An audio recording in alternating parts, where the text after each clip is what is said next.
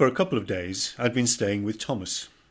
He was one of the original followers of Jesus. They called him the Twin.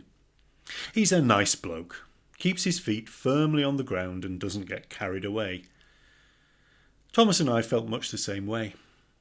We were just hanging around trying to think of what to do next. I mean, we'd left everything behind, and then ended up with all our hopes and dreams sealed up in a cold stone tomb. So much for that, then. We were hurt and upset, certainly. It would also be fair to say that we were more than a little angry and feeling pretty let down. I mean, Jesus didn't even fight for it, did he? He just let them crucify him. He just gave up and died. So, what next? Both me and Thomas decided that we didn't want to be around the others, and especially not that idiot Peter. All mouth, mouth, mouth. And then he actually said that he didn't even know Jesus. Although in fairness, both me and Thomas were thinking that we'd got some pretty serious living down to do now. By Sunday evening, there are crazy rumours circulating around. It's being said that Mary Magdalene went to Jesus' tomb. Well, she would do. She's a lovely lady, and she absolutely adored Jesus. He gave her back her dignity after what had been, shall we say, a colourful past. Anyhow, when she got there, she found that the stone had been rolled away from the tomb and the body had gone. Now that's not altogether surprising. The Jewish religious authorities could quite easily have decided that it would be best not to have a permanent memorial to Jesus just outside the city. Peter and the guy that Jesus was closest to also went, and they saw that the tomb was empty too. It's sad, not very pleasant, but ultimately not all that unusual. However, they're also saying that Mary saw someone near the tomb that she thought was the gardener. But then this man spoke to her, called her by name, and she realised that it was Jesus himself standing there. Thomas and I talked about it, and it's such a shame. I mean, the poor woman is grief-stricken after all, and pain like that can play tricks on your mind. She wanted to see Jesus, of course she did. And so the poor soul thought that she had done.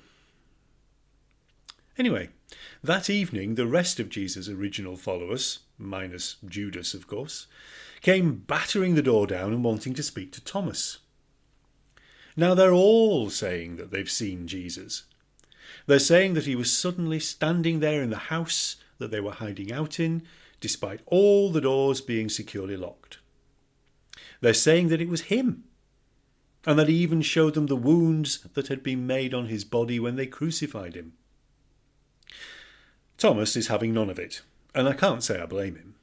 He tells them in no uncertain terms that he won't believe it unless he can put his fingers in the holes made by the nails. With that, they flounce off and leave me and Thomas just looking at each other. For the next week, these rumours are getting wilder and wilder. Thomas is still adamant that it isn't true, that it can't be true. I still agree with him, but as the days go by, I keep feeling my scalp prickling, and sometimes I almost feel breathless. It's like I know he's around. Jesus, I mean. It feels like it did that day when he came back to Cana after the wedding feast, the day that I saw him again and he healed the official's son. Thomas is still pretty sure that it's all a lot of nonsensical wishful thinking, but eventually he cracks and agrees to at least go and see the others and find out a bit more. So both of us go to the house where they're staying. You might not believe me, and I would understand why you didn't. But I will tell you, because I have to tell you, what happened. Well, nothing initially. But then I looked up at the same time as Thomas. And I tell you this, Jesus was standing there. He was standing there just like he always had, with that little smile on his face that he always got when he was up to something.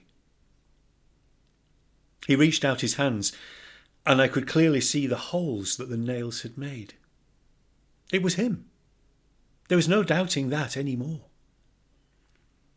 And Jesus tells Thomas to put his fingers in the holes and his hand into his side. Well, of course, Thomas doesn't. There's no need. He just says, "My Lord and my God." And as for me, I'm just standing there with tears streaming down my cheeks because this is it.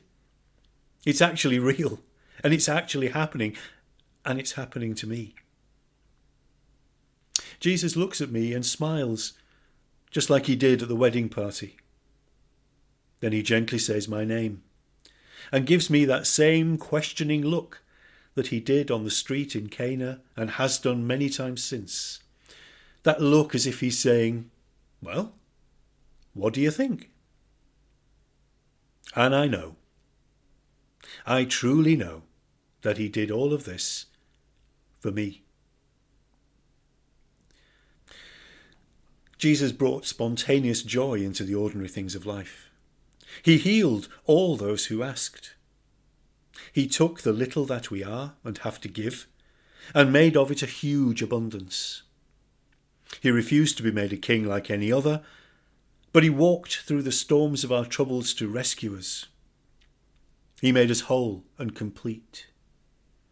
He showed that he understood how fearful death was, and he showed us his response to death when he called Lazarus out of the tomb.